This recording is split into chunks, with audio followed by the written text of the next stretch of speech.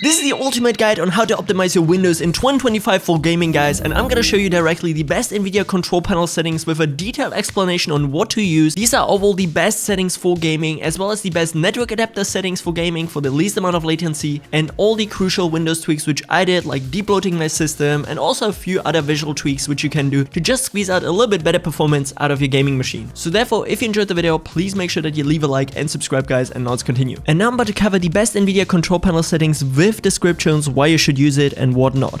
First of all, go here under just image settings with preview and then click under take me there, guys. By the way, this overrides this one here anyway, so yeah, you could theoretically put it to performance, but if you use this one, it doesn't even matter because this overrides it. In the first place, we don't want to use image scaling. Of course, there are some games where image scaling is pretty good, I'm not gonna lie, but for most competitive games, it's more worth it to maybe use a stretch resolution instead of actually using image scaling or any software to upscale your picture. But especially in some games where you're like super struggling with performance, this is something you might want to try out maybe. Could look good, you know, but for most games, just simply keep it off. Ambient occlusion. This one actually improves the visuals in games and art style by a lot, but it also adds additional latency, especially input delay. So what we want to do is actually turn this one off for competitive. Next up, we have anti-strophic filtering, and this one you want to leave on application control, since you can see, guys, you have different filters, 2x, 4x, 8x, 16x. Most of these here you're anyways gonna basically adjust in games directly. So therefore, yeah, just simply leave it on application control. Anti-aliasing FXAA, this one we're going to put to off. It kind of adds a blur and also increases input lag, so therefore just simply leave it on native, which means leaving it on off. Next up, we have initializing gamma correction, and this one we're also gonna leave on off actually, since it has minimal impact in most games, so therefore another additional mode, which is just gonna basically take performance off our GPU. Next up, we have anti-aliasing mode, and this one we're also gonna leave on application controlled. Again, guys, something which you wanna actually like set up in the games which you are playing, guys, and not here in this menu for all games directly. Anti-aliasing transparency we're also gonna keep on off. Not really needed unless you want to get the absolute best visuals in games, guys, then of course you could leave it on, but for most, as mentioned, for competitive factors, you're gonna leave it on off. Then background application. This is kind of like an interesting one. I guess theoretically, if you struggle with your PC and performance, you could turn it on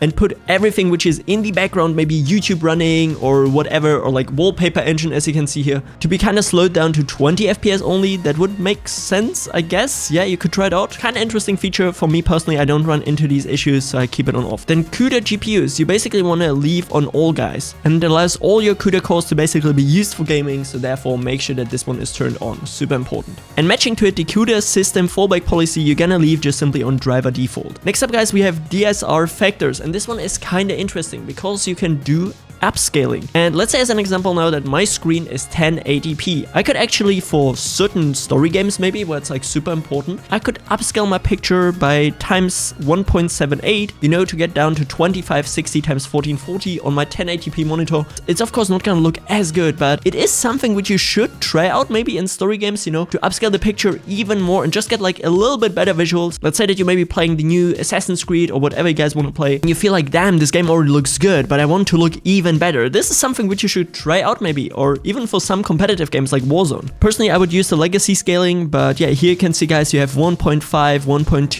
you know, just like a few resolutions which are usually not supported, or here even 4K. If I want to run 4K on my screen, I can do it now. So therefore, pretty cool feature. Now the low latency mode, guys, this one is kind of tricky because there are many different sources which say that ultra feels the best, many different ones which say that on feels the best. For me personally, I always gotta say, you guys gotta try out both, but for me, I've been actually using on now for quite a while now on all my devices, and I ran pretty well with it. Kinda what it does, it tries to minimize input lag by reducing render queues. Basically, all you gotta know is pictures arrive faster on your screen. That's all. So therefore, definitely handy feature, keep it on ultra. Maximum frame rate, I mean, this is absolutely, yeah, self-explanatory, you know. If you keep it on off, you have unlimited. And let's say now as an example that your CS usually runs around 250 FPS, something like that. It would make sense to cap it at 240 to get like a more stable picture, you know, like a more stable experience. And also sometimes there may be moments where your CS can run up to 400. And in these moments, your PC is producing so many more pictures that it actually generates heat.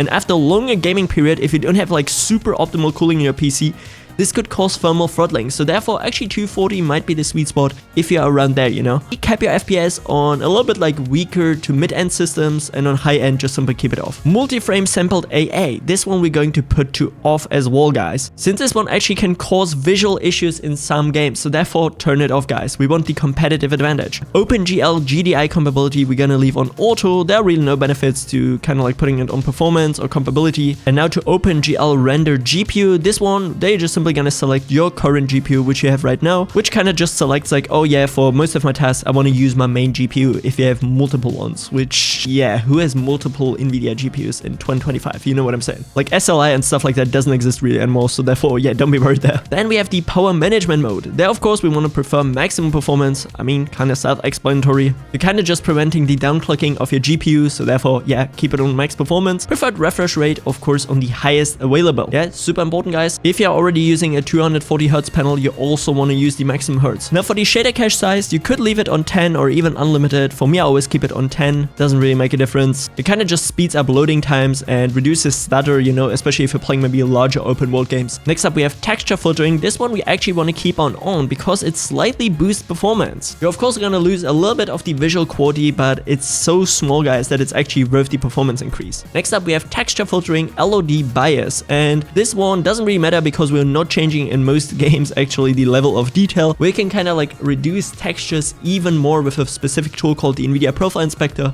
Unless you're playing Fortnite, you probably never heard of this, not gonna lie. Texture filtering quality we're gonna leave on high performance, guys. Super important because we want to prioritize FPS instead of actually having, you know, like quality. Texture filtering trillionaire optimization we want to keep on, guys, and it gives us a nice small little FPS boost, you know what I'm saying? Definitely does help, so therefore keep it on. Now threaded optimization you actually want to keep on, guys. And the reason behind that is you kind of want to force to ensure that multi-threaded rendering is active in all of your games, that your games get rendered across multiple threads, so therefore make sure this one is turned on. Triple buffering, this one you're going to keep on off. This only is a mode which really benefits if you're using VSync, but as you can see, guys, VSync is completely turned off here. The only instances where you want to use VSync and triple buffering is if you have some blurriness on a 60 Hz panel or maybe 75, but anything above that, you know, what most people have in 2025, you definitely don't want to use it. And all of these virtual reality settings and Vulkan OpenGL you're gonna keep on the stock ones or just simply off. Then we're gonna hit apply, guys, real quick. Now next up, what's super important as well, guys, is configure surround and physics. And this one is kind of important because physics kind of calculates particles and clothing and explosions and all of that in games. And for most PCs out there, it's always better to render all of these physics over your main GPU. There's only a small portion of users where your GPU is so weak that it might be beneficial to render it on your CPU,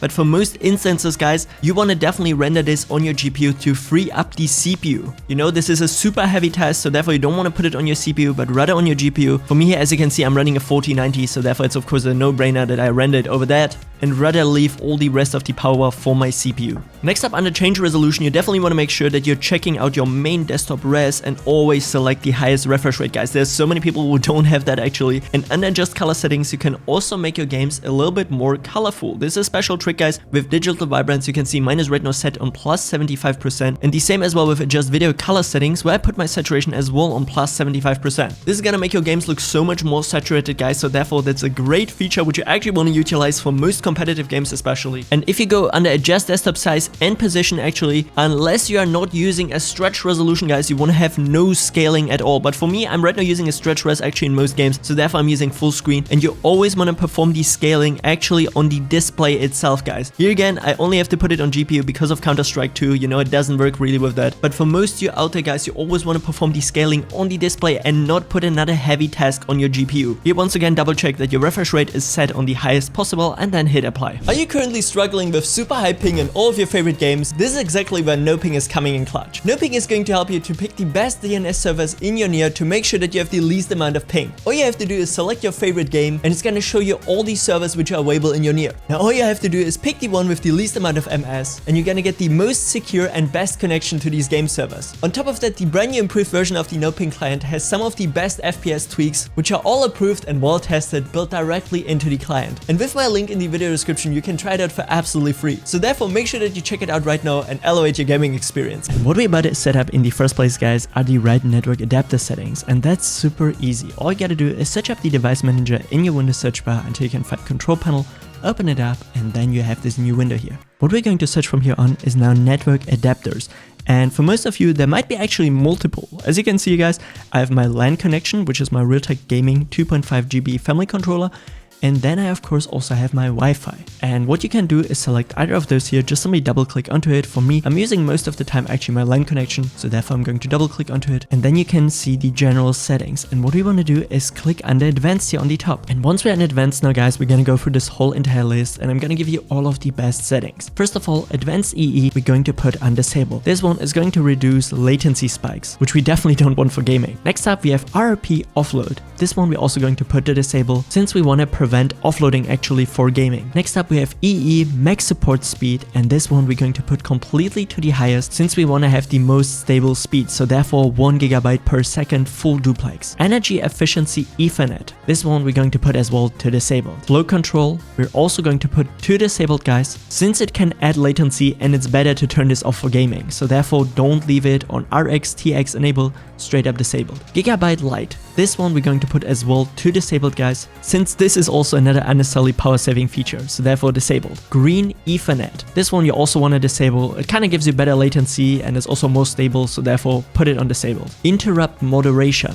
Disabling this one here also improves latency, so therefore we're going to put it on disabled. IPv4 checksum offload. This one is kind of interesting one because disabling this one can actually reduce CPU load, so therefore it's kind of nice for gaming. Some people also say you should maybe use it, but for me personally, I disabled this on all my machines and I had no ping issues whatsoever, so therefore also here disabled. Next up, we have jumbo frames, and this one you're gonna put on disabled as well here on the lowest one, which is available for you since it's not needed for gaming. This is again another additional mode which is just running through, potentially causing more latency. You know, it's kind of like the same thing like with most tweaks. A single tweak itself is not too impactful, but all of them combined is what makes a difference. Next up, we have large send offload V2, where we have the IPv4 and IPv6 version. These here both we're also going to put to disabled, guys. And these here as well add additional tension on your CPU, so therefore you can actually fully disable them and you're gonna have no disadvantage when it comes down to gaming. Maximum number of RSS queues. This one we're going to put on 1 queue, since we want to keep the workload on a single CPU core. This can also reduce, by the way, micro latency, so therefore make sure that you put it only on 1 queue. We want to keep this as responsive as possible. Next up, we have NS offload, and this one is also not needed for gaming, so therefore once again we're just gonna disable everything which is not needed for gaming. Power saving mode, I mean, this one is kind of self-explanatory. You don't want to do this, you want to get the best performance, so therefore disable it. Priority and VLAN. This one you gotta know for yourself if you actually use this for something, guys. There might be some processes on your PC which actually utilize this, but for most people I don't even think most know what this does, so therefore yeah, for me personally I also always disable it. Just simply put it on priority and VLAN disabled. Now next up, guys, we have receive buffers, and this usually depends on your network adapter. Some can do 1024 and some can even do 512 if that's possible, guys. You gotta check it out on yours, but basically the lower this number is, the better it is for latency, since it means lower data packs, which is gonna give you less delay. Basically the lower this number is, the lower the data packs are going to be, which is better for latency, so therefore if yours supports 512 you can do that, but if it's only 1024 that's also no big issue. Receive side scaling. This one should also be on disabled actually. What this basically does, it prevents packet speed across cores, which can introduce latency, so therefore we want to disable it. Shutdown wake up on LAN. This one also on disabled, guys. Just simply put it here on disabled. It's also a power saving feature, don't really care about it. Speed and duplex, guys. This one here you want to put on the highest which your PC can actually offer, guys. You don't want to leave it on automatic. For me it's 2.5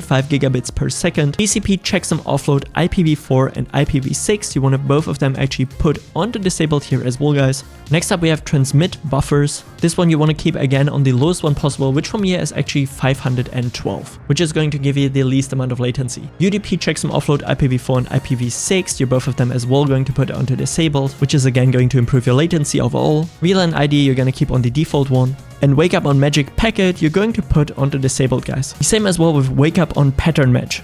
Both of them onto disabled. And then we're already good to go, and all we gotta do is click OK here, and all of the best network adapter settings are applied for the least amount of latency. And in the first place, we're going to get rid of all of these unwanted applications which are launching every time you launch your PC. So what we're going to do is search up startup applications under system settings, open it up, and in here now, guys, you can see the overwhelming amount of programs which I have here, which are launching every single time when I start this PC. Especially the Razer App Engine uses around 250 Mbits of your RAM, so there's really a lot of here going on, guys. So what you're going to do is make sure to disable every single one which you don't need whenever you start your PC. So I'm just gonna make sure to uncheck all of these here. SteelSeries software for my keyboard, also don't need it. And then basically I just leave my GoXLR application. That's all. The main reason why you want to do this, guys, is because every single application has multiple processes. Like, take a look at this here. The GOG Galaxy Launcher has 1, 2, 3, 4 processes running in the background. The same with Razer Cortex and all these other ones. So therefore you want to make sure that you actually don't even start them whenever you launch your PC if you don't need them. Then you're gonna click under personalization here on the left side, and now we're gonna go into customization. We can see backgrounds. Click onto this, guys, and actually one simple trick which you can do on your Windows directly is put your personalized background to a solid color. It's gonna look a lot worse, but actually all of these small things combined, you know,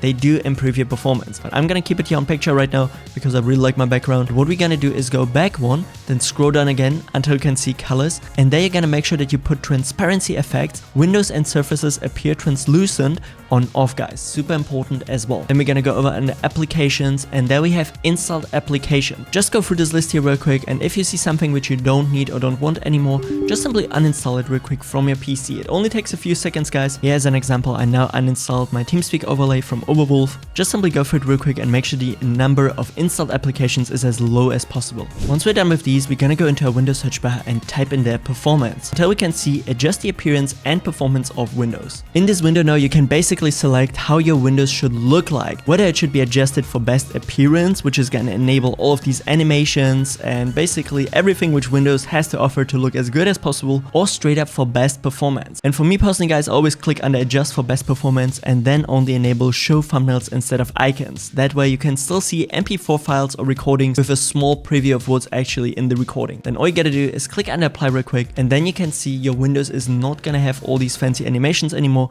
If you move the window around, you only get a small preview and it's not the actual thing. These are all small things again which can speed up your Windows overall and just reduce memory usage. And next up in here, we're gonna go under advanced, because what many people also don't have set up properly is their virtual memory, guys. And let me explain this. Your virtual memory is so important, especially on PCs with less than 16 gigs of RAM. What you want to do is uncheck automatically manage paging file sizes for all drives, and now you can select custom values. And let me give you a small example here. You can see on my current PC build now I have 48 gigs of RAM. But let's say you would only have 8 gigs of RAM. Whenever these 8 gigs are already like filled up with Windows, a recording or a game or whatsoever, Windows is putting additional data on your virtual memory just to make sure that your PC doesn't stutter and slow down. So therefore, setting it up properly can actually help you out a ton, guys. So what we're now going to do is use the calculator, and I'm gonna do an example now for, let's say, 8 gigs of RAM. The initial RAM size would be 8 times and then 1024 Mbit, because 1 gig of RAM is 1024 Mbit. And as mentioned, for this example now I'm gonna choose 8 gigs of RAM, so that would be 8192, which we're just simply going to put in here into the initial size. And now for the maximum size, all you gotta do is take this whole entire thing and times 2, and then we have 16,384. So therefore we're gonna type in 16,384 Mbit. Now all you gotta do is click under set and you're already good to go. This is the best way, guys, to fully utilize this feature, and trust me, especially as mentioned on PCs with less RAM, this is gonna be such a huge game changer. Next up, you wanna go into your Windows search bar again and click under Device Manager. Now once it's opened up, it should look a little bit like this here, showcasing you everything on your PC. And what we wanna see now here are system devices, which we're gonna open up, and then you're going to search for the high precision event timer, guys. And this one has been reported to cause stutter, especially on newer versions of Windows since years already. So what you want to do is right click onto it and make sure to disable device, guys. Super easy, just like that. Don't be worried, nothing can happen on your PC. All it's gonna do is give you benefits. There's so much research on this already on the internet, feel free to Google it up yourself. But this is definitely something which I've been doing since years, and I can definitely say my PC always runs super smooth. And now let's talk about debloating our Windows PC. Basically meaning that we disable all of the unwanted bloatware which is pre-installed with Windows on stock. You know, all these small ads and applications which are already there in your start menu which you never really downloaded yourself. Well, all of these actually can make a huge difference and probably take up until a gigabyte of your RAM. And this is now where you're gonna search up Chris Titus Tech Utility on Google and click on the first link. This is a proven tool, so therefore what we're going to do is copy here this one comment. Just simply click under copy here on the right side, and then we're gonna go back into a Windows search bar, type in there PowerShell until you can find Windows PowerShell, just the normal one, not x86 or ISE, and then right click onto it and run it as administrator and click under yes. Now once we are in this this window, all you gotta do is paste in the following code, guys, and it's gonna automatically open up the tech utility. It's a very amazing tool, which I've been using as well now for many years now on this channel, and they just updated it completely, but all we gotta worry about are tweaks on the top section, guys. Now on the top now, we can see recommended selections, standard, minimal, or clear. What we're going to use for this video is standard, guys, because all of these tweaks are proven to actually just overall improve the performance of your Windows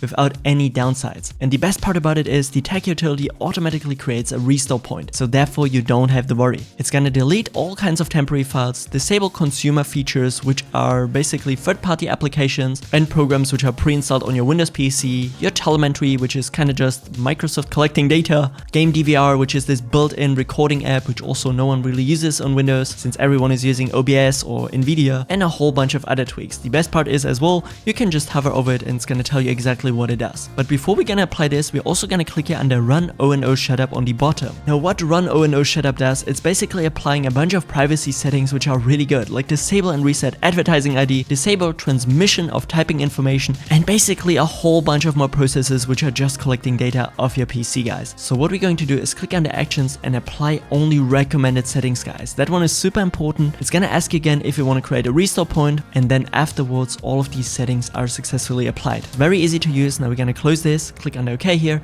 and now we're gonna run all of these tweaks which are here in the utility. Therefore run tweaks, and now if you check out your PowerShell window, you can see it's first of all gonna create a restore point here on the top, and then just simply let it run in the background, guys. It's a very versatile tool which is just simply gonna make sure that you really get the most power out of your Windows PC, since there's so much crap on it automatically stock, like Skype and a whole bunch of other programs which no one really uses, so therefore don't be worried there. And as mentioned, you have a restore point, and we already did one in the beginning. I hope so you did one, so therefore you don't have to be worried. If there's anything which you're missing, just simply revert to the previous Windows version and you're good to go. There you can see it, guys, already all the tweaks are being applied, and once it's done, guys, all you have to do is reset your PC real quick just to make sure that everything is fine. And in this next step, guys, now most people actually don't utilize the ultimate performance mode, and that one is so beneficial, especially if you have a more high tier PC. You don't want to run your CPU on balance mode. If you actually check out here this power plan and we check out the advanced power settings, we can now see that under CPU power, it should be somewhere here, processor, our minimum is now at 5% and our maximum at 100%, which means our CPU is not working permanently on the best settings, because now once we put it over here to the ultimate one and change the power settings here, we can now see the minimum is as well set to 100%. Of course, that might cause thermal throttling if your cooling is not the best and all of that, but for most PCs, this is gonna be totally fine. Or what you wanna use on a maybe a little bit lower end PC is high performance at least. But as mentioned, for most of you guys, ultimate performance is gonna be the best one. And since many people have no clue how to apply this, I actually coded here myself, guys, a little program, which as you can see basically just adds the ultimate performance power plan to your PC. It's open source, it's very easy to use. You're gonna be able to get it from my official discord.gg/lostripes, link in bio, and it's gonna be in performance packs, guys. Yeah, once you verify yourself, you just simply have to search up here performance on the search bar, and there you're gonna find it. I'm gonna upload it here after I uploaded the video. It's basically just a little bad file, and all you gotta do is run it as an administrator, and now you can see the ultimate performance plan is now enabled. It's just enabling the mode, and now once we go into energy, you're gonna type it into Windows search bar and edit power plan. Then go here under power options. You can then see here on the bottom, guys, that we added the ultimate performance mode. And that one is super crucial and beneficial for most games out there. So therefore, please always make sure that you run this one here. Or as mentioned, if you have a maybe a little bit weaker PC, you could also try out high performance. But ultimate performance is going to be the best for most up-to-date i5s, Ryzen 7s, Intel CPUs in general. You know what I'm saying, guys. So therefore, make sure that you utilize that one.